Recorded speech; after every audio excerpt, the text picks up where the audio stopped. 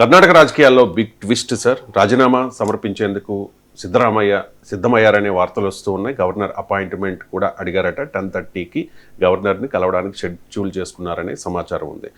మరోవైపు governor Thawar Chand Gehlot present ముంబైలో ఉన్నారట సార్. గతంలో కూడా మనం చూసాం తమిళనాడు రాజకీయాల్లో కూడా గవర్నర్ పాత్ర, అంటే అప్పుడు విజయ్ని ప్రభుత్వ ఏర్పాటుకు ఆహ్వానించకుండా ఇబ్బంది పెట్టారనేది చూసాం కదా సార్. అంటే అప్పుడు రాజేంద్ర అర్లేకర్, ఇప్పుడేమో థావర్ చంద్ గెహ్లోత్. ఏంటి సార్ ఈ గవర్నర్ పేరు మీద మీకు రెండింటి కంపేర్ చేయలేము. ఎందుకంటే ఇక్కడేమో టెక్నికల్గా మెజారిటీ లేదు.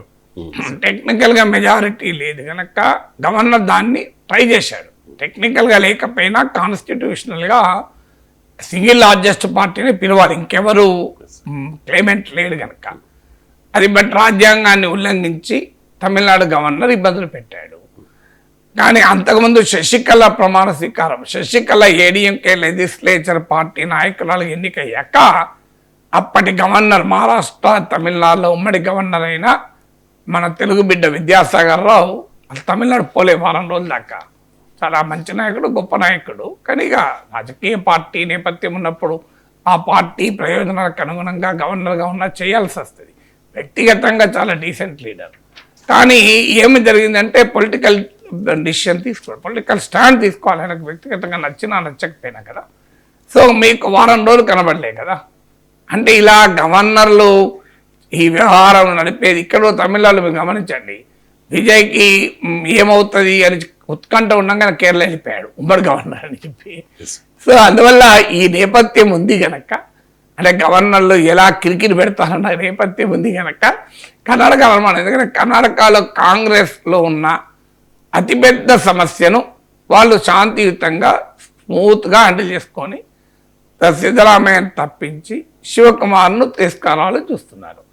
అంటే ఈ గవర్నర్ కనుక తొందరగా ఇది వివాదంగా మారకముందే శివకుమార్తో ప్రమాణ స్వీకారం చేయిస్తే ఆటోమేటిక్ సెట్ అవుతుంది. ఎందుకంటే ఎవరు ముఖ్యమంత్రి ఉంటే బెలమున చోట ఈగల ముసుగుతాయి కదా. ఇప్పుడు శివకుమార్ ఒక్కసారి ముఖ్యమంత్రి అయితే సిద్ధరామయ్య వర్గం వాళ్ళు కూడా క్యూ కడతారు ఆయన దగ్గర, మనకు తెలుసు కదా ఈ రాజకీయాల్లో. సో అందువల్ల ఏమవుతుంది అంటే నీకు కంప్లీట్ మారిపోతుంది. కానీ కాంగ్రెస్ పార్టీలు ఈ కుమ్మలాట ఎంతకాలం కంటిన్యూ అయితే అంతకాలం ఎంజాయ్ చేసేది ఎవరు? బీజేపీ. అందువల్ల బీజేపీ నాయకుడు మాజీ కేంద్ర మంత్రి కూడా అనుకుంటాను. సో ఆయన గవర్నర్గా సబ్జెక్ట్ కరెక్షన్. సో ఆయన ఏదన్నా బీజేపీ నాయకుడే కదా ఆయన. సో లేదు బీజేపీ నియమిత గవర్నర్ కదా. సో ఆయన ఏం చేస్తాడు, ఇక్కడ పుల్ల పెట్టాలి కదా. అంటే కాంగ్రెస్ పార్టీ రెండు వర్గాల మధ్య అగ్గిపుల్ల గీకాలంటే తాను ఉండకూడదు అందుబాటులో అనే రాజకీయం ఏమైనా చేస్తున్నాడా అన్న అనుమానం అయితే కలగకపోదు.